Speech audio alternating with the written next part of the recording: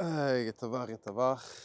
Thank you everybody for tuning in. Usually when it's a solo episode, Weisach that whoever's tuned in and listening is the people that really care, the people that really enjoy and come back for the consistency, the subscribers, which I noticed that about 50% of the listeners are not even subscribed. So if you want, feel free to subscribe. And also we're giving away $100 every week to somebody that comments. We have like a comment picker and we're giving away money. So so you have a chance to win $100 if you're subscribed and if you leave a comment. I wanted to talk this Matzah Shabbos about a topic that a lot of people have asked me to share, and I've had the passion to share about it, and not from a place as an expert, but people ask me constantly like, how's married life? And I feel like I haven't seen somebody share personally about their married life. And yes, I'm only married for a couple of weeks, but I want to share personally what I go through, how I deal with stuff, my mindset, my energy, where I'm at in life. Um, and therefore, it could help other people so that they have expectations, because I feel like this information was kind of zuknished, and I think that it's important for people to know. So, first of all, a lot of people are asking, like, so is it worth getting married? Should I get married? Should I stay single? People submitted questions, and I don't know if it's worth getting married for you right now, right? But what I can tell you is that I was single for a while. I was single for about 10 years because I entered Shadichem at 18 and I got married at 28. So I was married for almost 10 years. I was single for almost 10 years. And I can tell you is that I made a conscious effort to enjoy my time, so either working a successful job, opening businesses, enjoying my time, going away, staying home, having good family time. My point is that it's not a question of should you get married now or not. It's a question of what are you doing with your life right now and how are you enjoying. That's the $1,000,000 question. So once you answer that question, you'll be able to see what your next step is, and I'll explain. So let's say the case is that you do want to get married, right? You want to make sure first that before you date anybody, that you want to date yourself. I speak to so many people. People call me, message me. I had someone call me a few weeks ago crying. Literally, he's like, I'm so depressed. I don't have nothing in my life. I need a girl, he said. I need a girl. And I asked him, why would a girl want to hang out with you if you don't want to hang out with yourself? If you're so miserable in your life, then how's a girl helping that? You're just bringing the girl into your misery? So, as happy as you are right now, figure that's the happiness of your life.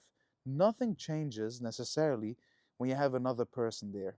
In a sense, it just amplifies what you have right now. And same as with money. People want money, but money amplifies what you are right now. If you're a good person, it will make you better. If you're a bad person, it will make you worse. You'll do bad things with the money, right?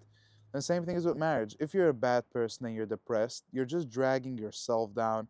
You're gonna feel like you're adding on new responsibilities. You have to take care of a person. You have to share your whole life with another person. You're just bringing that person into that bad energy. If you're in a good place right now and you bring somebody into your life, then you're making their life better. You're making your life better. You can now experience your own life with a partner. You now get to do everything that you already enjoy right now with a partner. So that's my only and best advice. And in terms of finding a soulmate, I would honestly say that it's up to Hashem. I don't have like tips or tricks. For me personally, I didn't take upon anything. I didn't change necessarily much in my life besides of basically working on myself and talking to Hashem, saying how I feel, asking and saying that I'm ready for next level of my life. But I've said that many times throughout the years, and He chose to put in a partner and give me my soulmate when He knew that it was ready. So that's what I'm saying. Enjoy your life right now, because that's definitely the basis. That's the setup that you need in order to get married. But when we talk about how's married life, I do want to express that working on myself gave me a tremendous advantage of many different aspects in my marriage currently. Keep in mind, I'm in a relationship, in this relationship, almost for a year. So, as new as I am to marriage, to relationships, I'm in this relationship for a year. That's a pretty decent number. Obviously, so much more to come, and I'm looking forward and excited for to be able to say I'm in a relationship for 50 years, right, with this person. But so much of this relationship is, I feel like, is credit to the my own personal journey and growth that I've done, so that when it comes La Masa, I don't take things too personal. I don't make it about myself.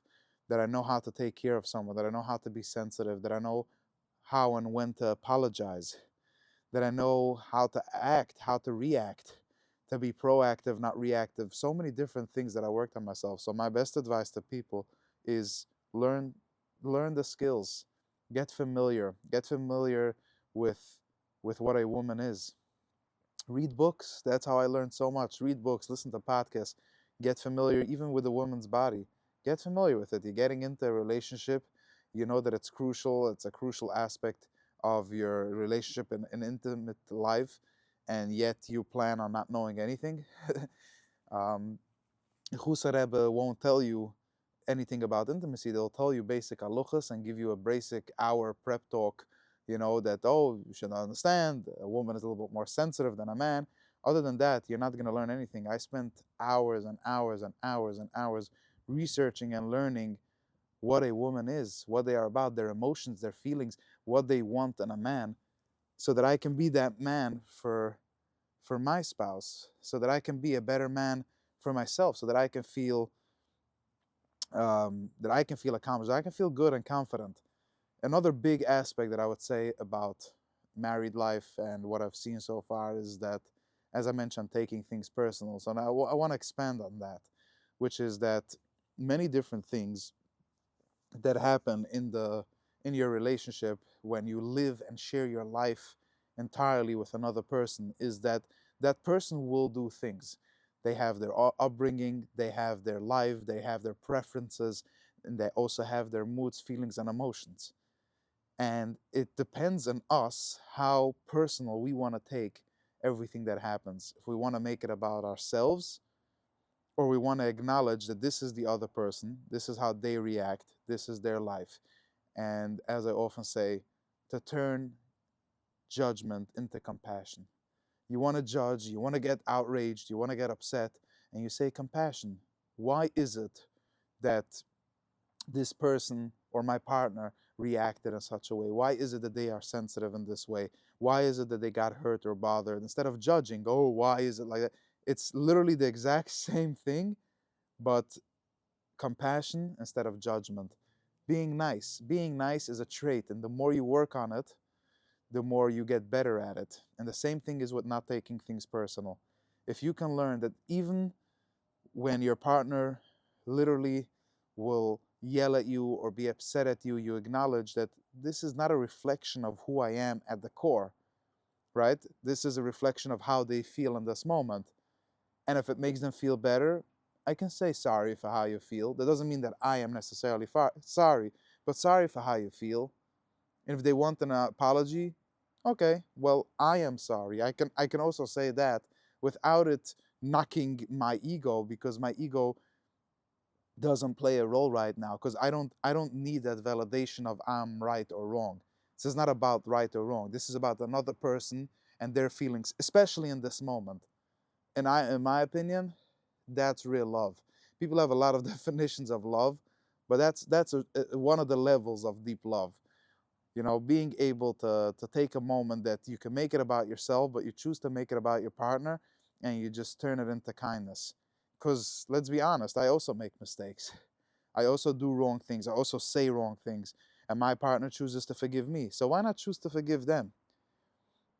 When we talk about acts of kindness, every act of kindness that we do, it goes back out there. When you go on the street, you see a wrapper, a piece of garbage on the floor, you pick it up and you throw it out. Somebody sees that and now they do it so that you can enjoy your next walk and not walk in garbage. every act of kindness that we do reciprocates at the end of the day. And that's what they say, doing somebody a favor is the most selfish thing that you can do. Um, so, so I've expressed not taking things personal, and I've expressed doing research and personal growth. I want to talk about another thing personally that I've struggled as a person being married, okay? Which is that the amount of self doubt and negative talk that I have in my own head, I feel like I have it constantly, and I feel like people have it constantly, but I also feel like, and like Eckhart Tolle explains it in the book The Power of Now, there's ego mind. There is a part of us that the mind likes to take control and likes to create a story, and the more dramaful that story is, the more power that ego mind feels like they have. So especially in a scenario, let's say, where you're getting married, and there's a lot more at risk, a lot more on the table, as they would say, positive and can even be negative. The ego mind jumps into action as if he's the hope machitn over here. He's the head of the show. Like, I'm going to dictate this. I'm going to take control of this. I'll drive this one way or another, positive or negative, because the ego mind can only be in control as long as it spits out thoughts and we believe it. The moment I stop believing it and I say, hey, I notice you, you're just feeding me thoughts, but you're not powerful.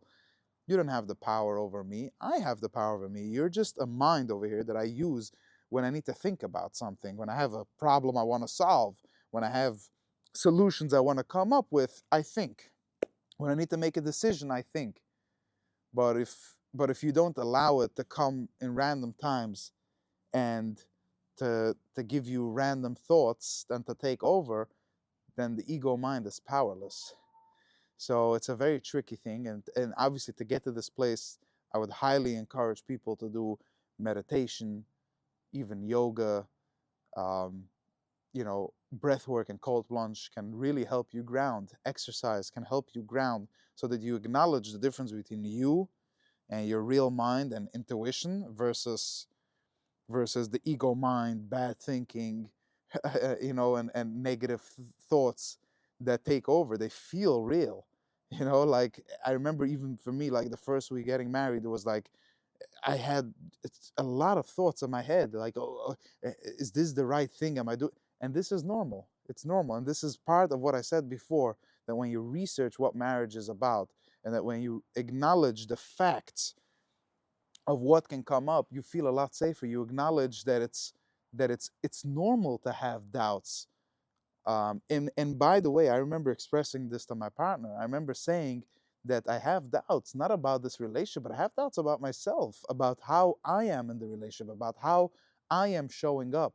Even having doubts of if this person is the right person for me is normal. How you deal with it afterwards is a different question, but it's normal to have those doubts. And I'm sure that there are so many people that are married or engaged right now that are going through the same, but they just don't know that it's normal. Last night, I really thought to myself that I am not well mentally. And what I want to tell people is that I have zero proof to back this up, besides that negative thought of I am not well mentally. I just acknowledged to myself that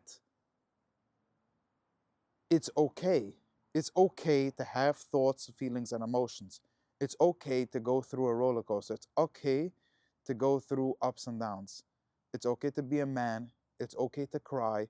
It's okay to struggle. All these things that I thought maybe for me it means struggling with my mental health or that I'm not an okay person, it actually, in fact, is okay. Yeah, and obviously, we live in a society where everybody's trying to put up their best face, their best look, and they want to look good and they want to pretend as if everything is good, right? Whether it's through social media and in all different cultures, everybody's trying to put up their best act, and that's normal. I understand that you're trying to do that, but in reality, every person struggles. And when you struggle, you're not the only one. When you go through something, you're not the only one. And your story is unique to you. It's unique to your neshama. It's unique to your mission on this world. It's unique to what God gave you. You have that struggle for a reason, whatever that is. You might be listening to this and you already have a lot of kids. You already went through a marriage. You already might have gotten divorced. You already might have done worse things or bad things or good things, whatever it is. But it's unique to your story, and that's okay. Like, acknowledge that it's okay. Because if you choose right now to feel bad about the things that you've done, you're just going to feel worse and worse and worse. I've made mistakes in my life. And what I learned is that I have to forgive myself, because the part that hurts the most is when I talk bad about myself. If it's me talking bad about me, that's very bad. If it's me talking positive about me, that's very, very good. I'd rather be on the side to talk good about me and acknowledge that it's okay to make mistakes, it's okay to struggle. At the end of the day, Ellie is here to love Ellie. No matter what's going to happen in my life, in my relationship, even with money. So many times I'm an entrepreneur, ups and downs. I have a social media company. Clients come, clients go, employees, a team, things happen. If I can acknowledge that it's okay, that I'm safe, that at the end of the day, Ellie will be there for Ellie, nothing, literally nothing can break you. And obviously with the help of Hashem, which is Ellie, that's Hashem. We are a part of Hashem. So obviously Hashem is helping us and fueling us and everything, and we want siyata d'shmai, and we want good outcomes, and we want to remember when we are struggling that God is the creator of the world. And I constantly tell this to people. When they tell me about shidduchim, I met a friend recently and he said regarding shidduchim, God forgot about me. I said, what? I said, I could have thought that for 10 years. But the whole time I was thinking, no, God is remembering me and saving me from so many different bad relationships that I could have gotten into. So God remembered me those 10 years. He didn't forget about me. It's not like he came late. Oh, by 28, he said, oh, this is when you're getting married. He didn't forget about me. He remembered me the whole time. So wherever you are right now in your life, married, not married, single, wherever you are, God is remembering you. Do you know what? There's a bigger chance that you're not remembering God. If you are complaining and your whole life is about complaining and you're so miserable, there's a big chance that you're not remembering God. Because if you would remember God, you would be happy. You would be okay. I don't know about happy, right? Happy is already a high. You'd be calm. You'd be okay. My life is okay. So to bring this full circle, I think that it's super important that we acknowledge that it's okay wherever we are in our life. It is okay, and it will be good, and we don't have to know our whole life planned out. Like, there's so many things, especially now being married, that I can be anxious about. Okay, so it can be kids, paying for tuition, what I'm going to do with my kids, how I'm going to raise them. But is it relevant to the moment right now? Not at all. Really not. Obviously, there are certain things you want to discuss when you're dating, and certain things that I made up with my spouse, how we're going to raise a family. But is it relevant for me now to worry? Is it relevant for me now to overthink it? Or when something happens in the relationship, now I have to think about a million things? Let me just focus on the present moment. What do we do right now? What do we say? What's the right thing to do? And that way, um, we have it a lot more easier. Um, yeah, to get into the gossip of things, Baruch Hashem, I feel great. I feel happy. I feel accomplished.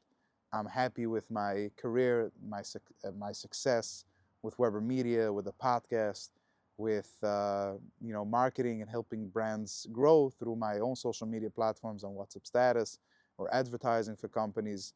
I'm happy with my um, with a lot of different things that I'm working on, and I feel super accomplished.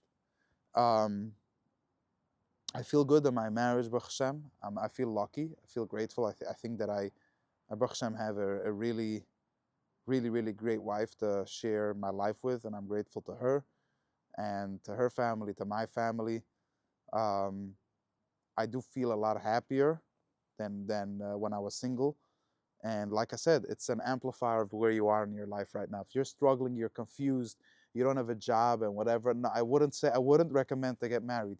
But if you're doing well, if you're happy, if you're okay, if you worked on yourself a little bit, if you continue to work on yourself and acknowledge that, then of course get married. Why not? Even at a younger age. Get married. You feel ready, you feel good, you feel settled. Nobody wants a desperate man. A desperate man is just a setup for chaos, you know? A desperate girl is one thing, in my opinion. Like, it's different for a girl. You know, they want to be with a man a lot more. That's what the Gemara says. But for a desperate man, it'll just look so bad on you. Like, I would say, really, if you're desperate right now, take a couple of months to be comfortable with yourself. Like, go out with yourself, take yourself out on a date, get yourself a job, get yourself a career, work on yourself, work on the human that you are, get some knowledge and experience about girls, how to date, how to go out, how to talk to a girl, to understand the girl, and that will give you the real confidence that you need. And by the way, even if you're married, you can be 10, 20 years married and you have no idea what married life is, what raising kids even is. Get the information and knowledge. It's narcissistic, in my opinion, to believe that when you're dating or when you're married that you know everything, that you know how to raise your kids, or you're going to just do it based on your parents, or that you're going to date and figure it out. It's not fair. It's not fair to the people around you. It's not fair to the girl or the boy that you're dating. It's not fair to your own kids to believe that you're okay, to believe that you got this, like you have it figured out. Do some research, speak to someone, speak to a coach, a therapist, a rabbi, speak to a mentor, read a book, listen to a podcast, speak to a friend, somebody who has went through this, right? I think that will give real confidence.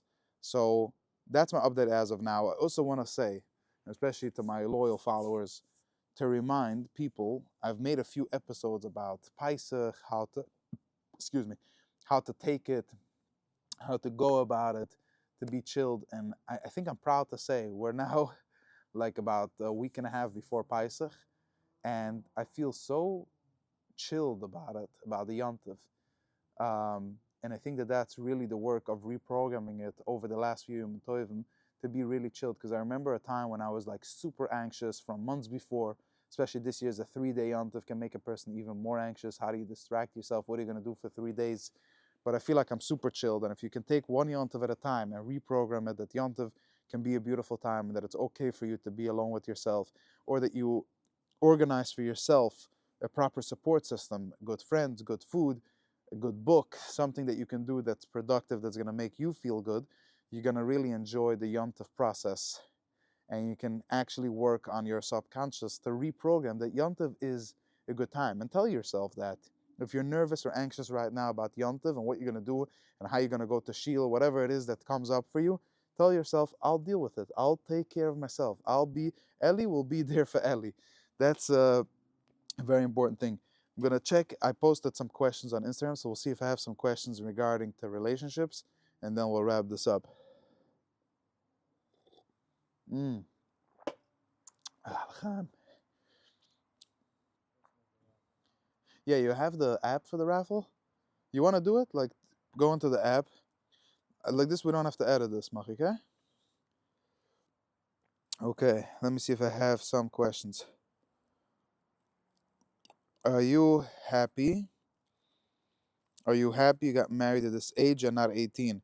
So, as I said, absolutely yes, because I know who I was at 18, the different styles, shidduchim that I was looking for. Personally, when I was 18, I was still learning a new square, and I started going out the shows with girls from New Square. So, like, if I would have gotten married then, I can't imagine my life. Like, I did so many different things from 18 till 27, 28 when I started dating and getting married. And again, that's what I'm saying. Trust in your journey. There's a journey for you. I speak to so many 21-year-olds, 22-year-olds. They're desperate. What are you desperate about? Like, dude, God's taking care of you. I'm not even talking about the fact that when I was 18, my wife wasn't even bas mitzvah yet. Like, God, dude, there's a plan. There is a plan for you. There is an exact plan. God did not forget about you. They say a story that there was a Bucher went to Rosh Yeshiva, and he said that he needs a shidduch. He's already 22 or 23. What should he do? He feels like God forgot about him. And this Rosh Yeshiva, somebody from Bnei Brak, took him to the old age home and showed him all the old people sitting there. And he said, "You think God forgot about any of those people?" I hope I'm saying the story correctly, but the point is, God remembers everybody. God remembers you. He loves you. If you don't think He loves you, or you think, "Oh, He didn't give me a shidduch, that's why He doesn't love me," that's already your story. Change the story. Change the story. Let's see if we got any other questions. Um, Somebody says that they are a victim of a bad marriage because of the bad system. Um, I want you to bring awareness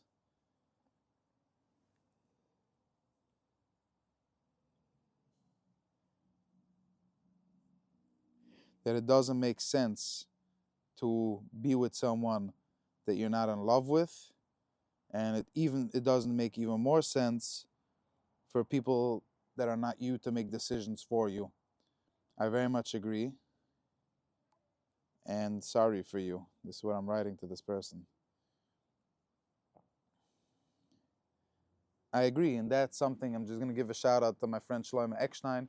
He was just on a podcast with Meaningful People, Meaningful Minute, with his own wife, his Rebbitzin, and they had such a nice conversation about what marriage is about, what life is about, that for some, a shidduch system works, and for some, they need something a little bit more unique, something where it takes more time, something with more understanding, and I think that that's totally justified. I think it is on the parents to understand the child, and he mentioned over there that parents should have a conversation with their kids about worldly stuff and to see how they feel about marriage and relationships. I always tell these parents, like when they say, yeah, get engaged right away, sure, go on tuba shows. I always say, well, you're gonna deal with the headache. If your kid's not happy, it's gonna be your problem again. He's gonna come back home to your house. What are you pushing him for? So, but hopefully we get better with the aspect of how and when we do shidduchim. Okay, let's see if we have any other questions. Yeah. Okay. Um. Okay. Questions. Um.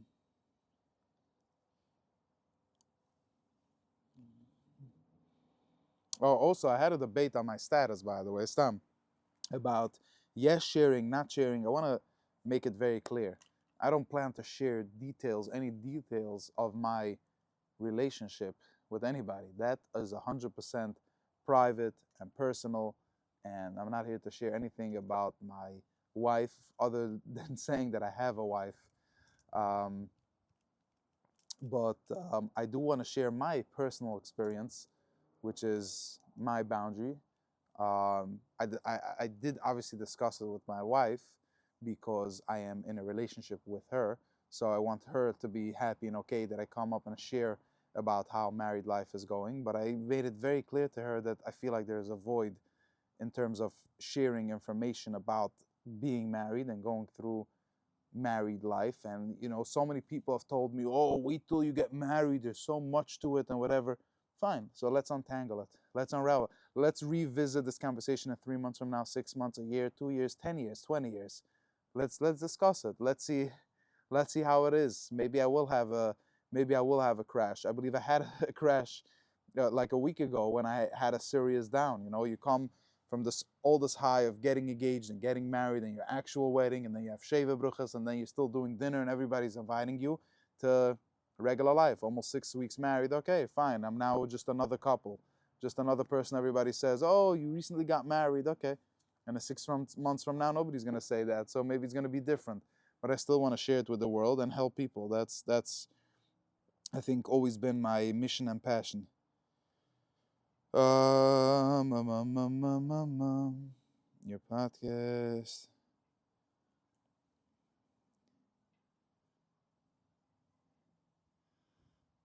My Shabbos guests are the best. I agree. Um, Hi, love your stuff. Thank you. Times when it's boring, very often for young couples. Solution. I so far I haven't been bored personally, so I can't relate to being bored. I feel like there's so much personally that I work. My wife is in college doing her stuff, and I feel like I barely get enough time. So bored, I haven't been bored, and also personally, we love doing stuff together. We went out before we got married on probably 30, 40 dates, and we had the best time. Like literally, when we were with each other, we had the best time. And I didn't even speak about this, but that's my advice to anybody. If you go out and date, whether you're in a very Hasidish system or not, at least try to go out a couple of times and do things together. See how it is. Not just for that spark and the excitement for 1 second or because you're attracted to one another. Acknowledge and understand that there's going to be long days and long nights that you're spending together, and see if you click, if you vibe. I know that I always felt understood, heard, valued, appreciated, comfortable, safe. So many different things that I felt with my spouse while we were dating that I said, yes, I want to do this for the next 100 years. So, but if you're actually bored, ideas that you can do, I don't know, you can watch something, play a game, um, go out, go shopping, go eat together, meditate, do yoga. These are some ideas that I do sometimes. So, you know, yeah, figure it out. Um,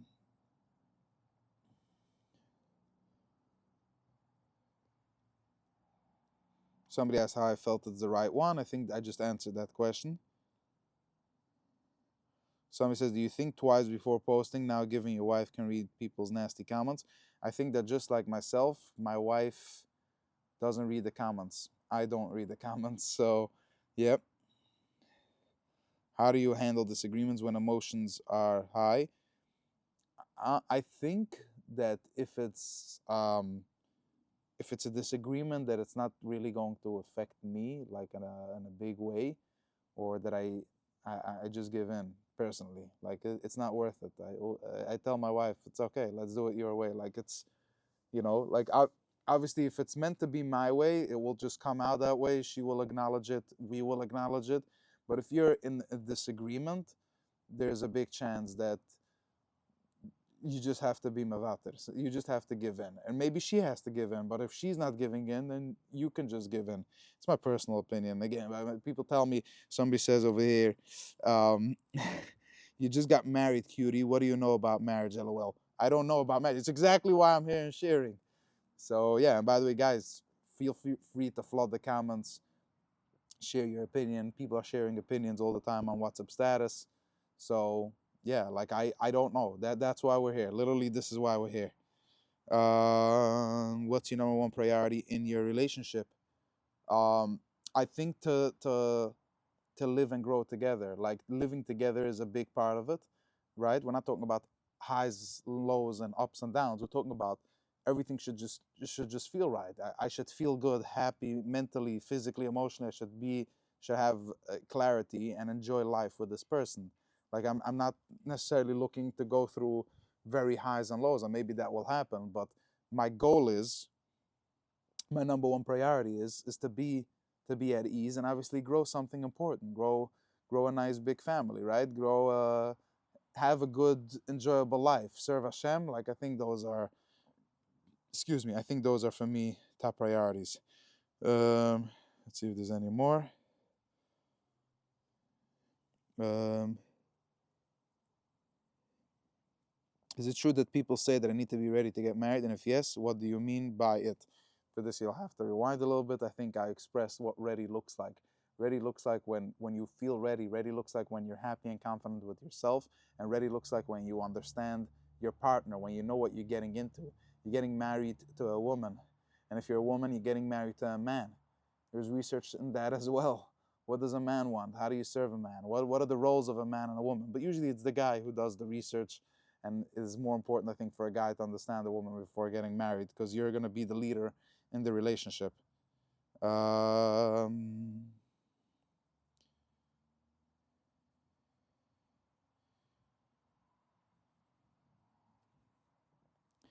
so yeah, I think that's pretty much it.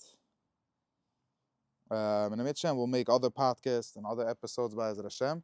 You have a winner already? You can choose a winner if you want. Muchy is doing the Goydel as we speak. So again, guys, just if you comment on this episode, and obviously you have to be subscribed. If your name comes out, we do this every week for the last 5-10 weeks already. If you win, you reach out to producer Muchy. The link is to his number is in the comments, and he will send you $100 quick pay right away. Who's the winner? Ah, just pulled it up. Bushtight? NXTWV. If this is your account and you can prove it, please send us a screenshot. You're the winner of $100. Chevra, I get the vach. Enjoy yourself. Happy spring. I think we started spring today or yesterday, something like that. In a freiliche gesinte Zimmer almost. And a chakusher v'samayach. We'll make sure I'm trying to put out the episode next week as well. I love you all. Thank you for being here. Thank you for all the good questions. Thank you for helping me in my career and supporting me. If you like this episode, share it with a friend that can enjoy, subscribe. It would mean the world to me, especially if you made it this far. If you made it this far, leave a comment. Again, it means so much to me. So thank you. All the love. Yutavach. Thank you.